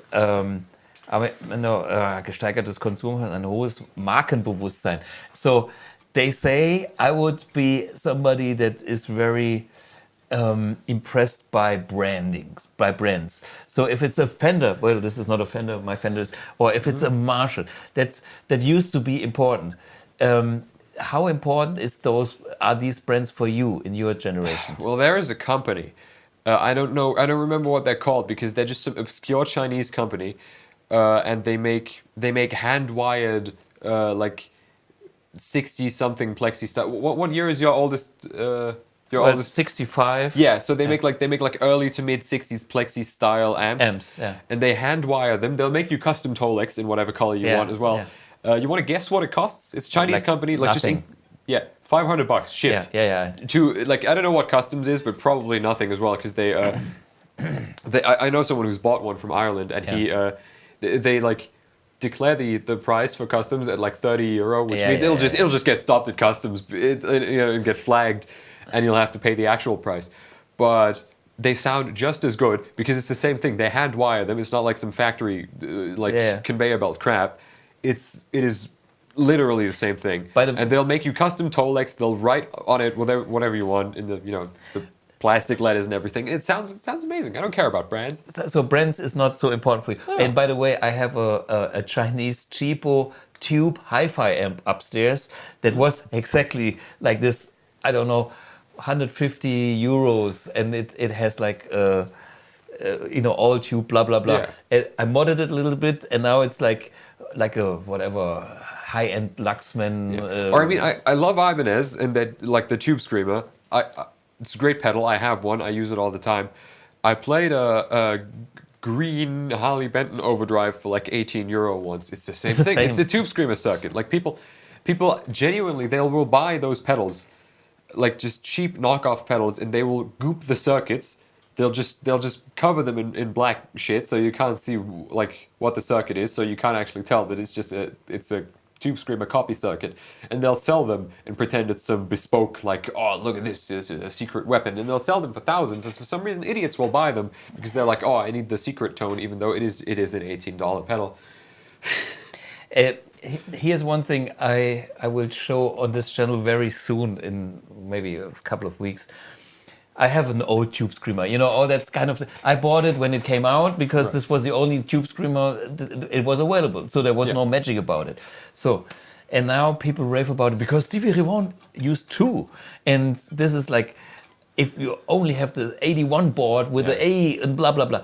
Hey, you buy a Behringer copy, and it's the same. It's so close. Yeah. The only reason I don't use Behringer pedals is because they're built so poorly that if you actually step on them 3 times, they will crumble. Yeah, because they're made of plastic. Yeah, exactly. But the sound is good. If you put it in a decent casing, you'll still save it'll still be like half the price of a Boss pedal, and it's the same thing because you cannot trademark a circuit, and therefore it's all free game. Like I've seen the Klon Centaur copies on AliExpress that sound just like the real thing, that's how we got the Digitech Bad Monkey disaster a couple of months ago because JHS did the shootout with the Klon and said, oh, it sounds the same, and people, instead of understanding that it's just that every overdrive sounds the same, they thought that the Digitech was some incredible secret weapon.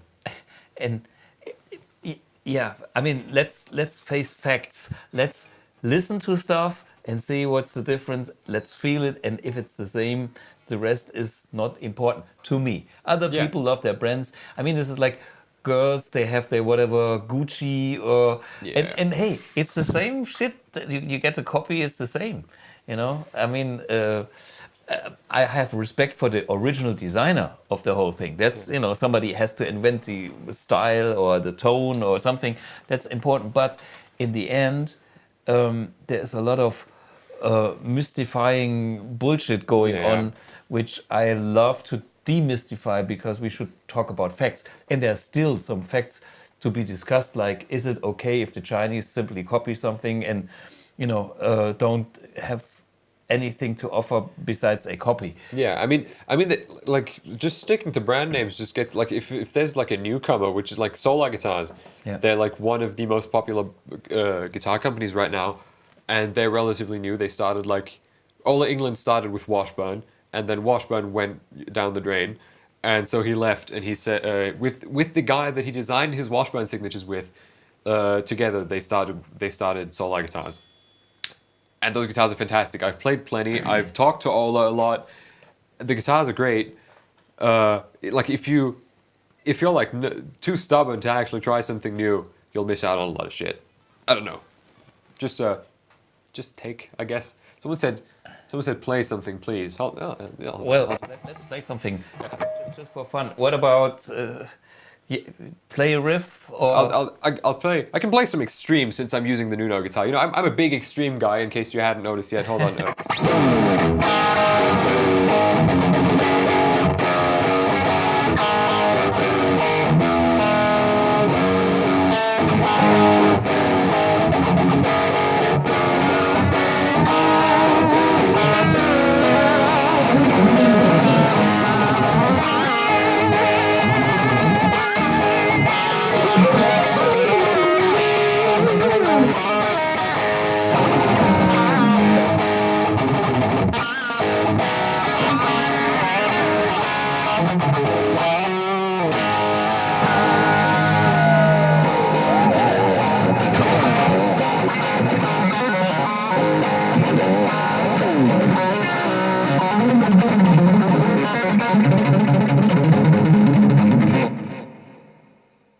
Latest solo everybody talks about with this Rise. I know. It's a great solo. It's a shame the tone wasn't good. Like, the production on that album isn't very good. It's like one of his best solos, but like they just really messed up on the tone, and that kind of ruins it for me. But yeah, it's an incredible solo, and I like no one can play Nuno like Nuno. You know, he does love. The palm muted tappies and a lot of the like pinch harmonics on the G string always remind me.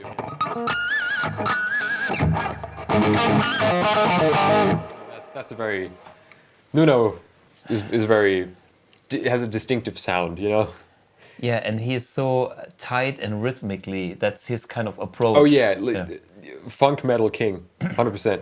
I like to play a lot of his riffs because it's just like, yeah, it makes you make that face. He just has those funky riffs. Yeah. Very, very good player. Yeah, and of course I met him. Oh, of course, yeah. Sure, yeah.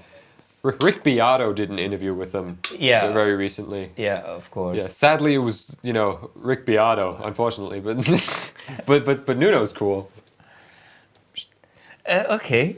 Yeah, it's just like he's one of those guys that's like, you can tell how old he is just because of how. Of course. Like, whenever he starts talking, it's just, you know. It's a bit old for you. Yeah, I just kind of fall asleep when he opens his mouth. Maybe that's like that's definitely just the generational difference. Is he's just boring and old. Like, he's grandpa rambling about things, how things used to be, and music theory. And music theory. Okay. Wait a minute. What's going on here? If you're not a star, you cannot have that house in Beverly Hills. Okay. Yeah. The question is, do I want that house in the Beverly Hills? And that's, again, you know, you play the role of a rock star, so you need to have that house on the Beverly Hills, because if you would live in Westwood, no, you wouldn't be a rock star. So in the end, it puts you in prison. I mean, I don't live in the Beverly Hills exactly for that reason, because I don't want to be a rock star. Right. I don't want to be Jesus and then be on the cross and people admire me for being death. Maybe there's a rebirth. Right. No thanks. I'm pretty happy with my life as it is. Well, I'll just place it. If anyone in the room or not can guess this riff, I will be surprised. Someone in the live stream turned me onto this band. Okay.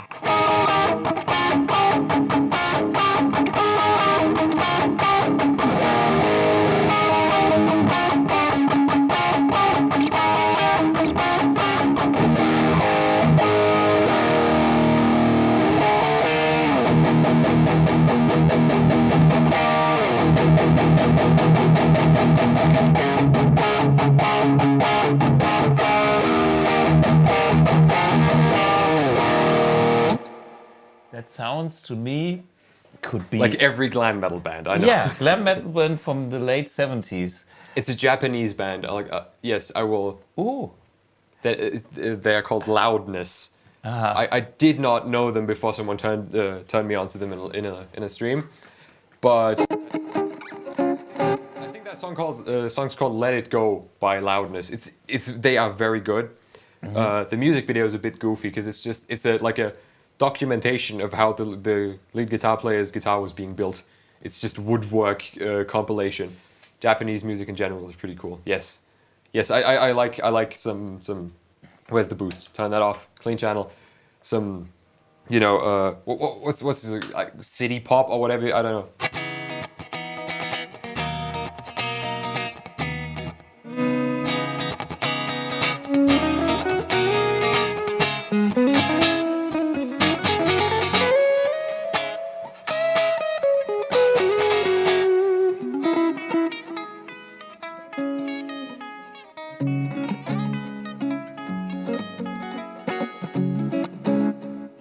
The Japanese, they go for stuff. They throw in more harmonies. That's something interesting about this culture. They even if it's pop music, they spice it up in a way, which is kind of nice. Yeah, we lost that here. Yeah, like Japanese 80s pop is very. I mean, I think like what I just played was there's a band called Piper, which they had. No one knows them anymore. I don't know if they were ever popular at some point. If you go on Spotify now, nothing, just bupkis. But they are very cool. It's like around the Prince kind of debut era, I guess. And it's a very it's the same kind of strat funk stuff, which that I like about early Prince, but with Japanese vocals, which is also fun. and a lot more synth. They were really synth heavy. Tried any budget guitars like I never know how to pronounce that, like guitars or whatever. Yeah, the headless ones you can get on Amazon. I've been working with them. I'm gonna make a review on my channel at some point. Okay. Yes. So watch his review on that. Whenever they get the next batch of guitars, then I'm gonna get one for a review because I've always been interested. I played a lot of similar ones at NAMM that were just like budget headless guitars with the same headless bridge that I put on my Les Paul when I cut the head off of it. It's all kind of the same shit, but they look very cool, so I hope they are very cool. Some Bluguitar amps are very good, but quality problems. Yeah, didn't they light on fire back in the day? Didn't they just combust?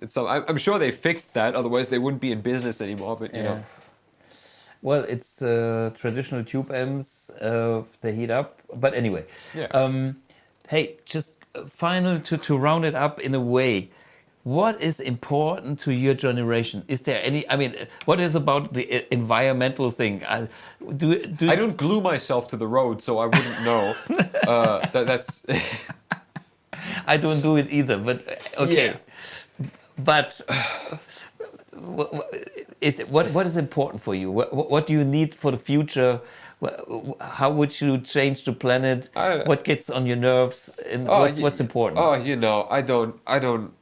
I don't care, honestly, because I know I will never have any impact on people killing the planet with CO2.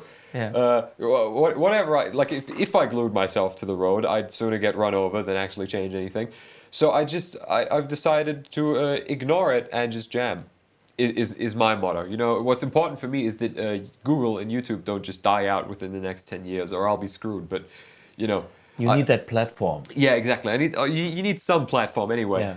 And you know, Google has been known to just kill projects when they stop. Like they killed off Google Plus, they killed off the Google Glasses because they just weren't working out. If YouTube ever stops making them major money, because there's been like a 30% loss in ad revenue for YouTube and for creators in the past couple of months, which is a bit scary because you know, I hope they don't just shut it down. I mean, the whole thing we are doing these days is not possible without the internet. Yeah. You know, I mean, when I grew up, there was no internet. And for me, the internet is connecting the world in an unbelievable great way. And I experienced, you know, having like Zoom calls and stuff internationally. I don't have to fly. I don't have to be the CO2 waste guy that exactly. I had to be in my early age. Yeah. And on the one hand, I don't regret to have traveled, but on the other hand, it's like I'm happy that I don't have to do it. Yeah. I can choose, you know. Exactly. And that's a big advantage for me in with the modern technology and whatever is best and required. I have the choice now. Yeah, I mean, I'm not big on traveling, like at least outside of the country. Driving's fine. I enjoy driving. I'm not a big flying guy because it's always cramped. It's either cramped or expensive. That's a choice you get. Yeah. And so you know, I'll do it for NAMM, like going forward as well, because NAMM is just a lot of fun. It's great for networking and it's great for jamming, but outside of that, it's not so important for you. Yeah, I'm probably not going to be traveling the world much. You know, I don't know. I don't feel the need to go see any part of the U.S. besides Anaheim for NAMM. That's pretty much all I need to see. I'll hit up Hollywood next time because now they'll let me into bars. They won't serve me anything, but they'll let me in. 18, 21. For in the US, you need to have a license to be 21 to get alcohol, right?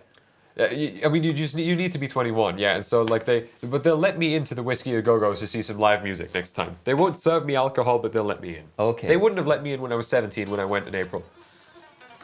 Wow. Yeah. It was a struggle getting into NAMM in the first place because I was 17, but I was like a week away from not being 17. But they didn't care. Like the one guy at the minors admission booth said, "Yeah, fucking go in. I don't care. Just don't die, because otherwise I'll be responsible." But you know, yeah, then he is in trouble. Yeah. But the roof didn't cave in. Everything was cool. And I'll be at every future NAMM. At least the winter NAMMs. Summer NAMM in Nashville is boring. No one goes there. Yeah, I mean, you know, the shows have changed a lot, and the NAMM have been way bigger than the one that you have seen, but at least it is there. Yeah, but I think the next one is going to be bigger again. Like they're going back to 4 days instead of 3. They're going back to January instead of April. Yeah. And I think a lot of companies are coming back. At least like some, I don't know if Fender's coming back, but like the big ones will not go. But the companies that Fender owns are, like I think Charvel and Gretsch might be back and stuff. So, you know, it's the next one's going to be a lot more cramped, a lot less fun to film there. It was fun with like only 50,000 people there instead of 100, because I was able to do this and film myself. Yeah, without being knocked over by a swarm. Might want to invest in some drone footage for the next one. I don't know. Watch out for the drones. Oh man. Yeah. Hey, any question for me? What Helmut Guitar? What's going on here? Das Ding ist erstaunlich. I think they're talking about like Marshall Greenback is this thing. I think it's like Bugera V22 or something. Yeah. I don't know. They're talking about something. Yeah. Okay. Anyway, so for me, I found this a quite interesting episode. Yes, this was lovely. Yeah, thank you for having me. Big pleasure. And let's stay in touch first. We'll see you at NAMM. And you're gonna be at Guitar Summit? Yes, of course. Oh, then I'll see you. Next time I'll see you will probably be in September at the summit. September, yes. Yeah. And then, after that, who knows, but we'll both be at NAMM too. Yeah. Cool. And next time at NAMM I'll actually find you because I'll know you're there. That helps. Yeah. Okay, guys, thanks for joining in. See you guys next week, and don't forget to go on the six string. Yes, subscribe to me. Yeah. Or yes, there you go. Subscribe to this 6-string TV, or I will be. I'll cry. Okay. Thank you. Abe, and subscribe to our channel as well. Course. If you haven't. Yeah. Because subscribe to Bluguitar. I always forget to mention that. So finally, subscribe and Yes. hit the like button. I Of said course. it for the last 50 episodes one time only. Hell yeah. This is what I learned from him. Thanks for coming, Kaylen. Goodbye. Cheers. Bye bye.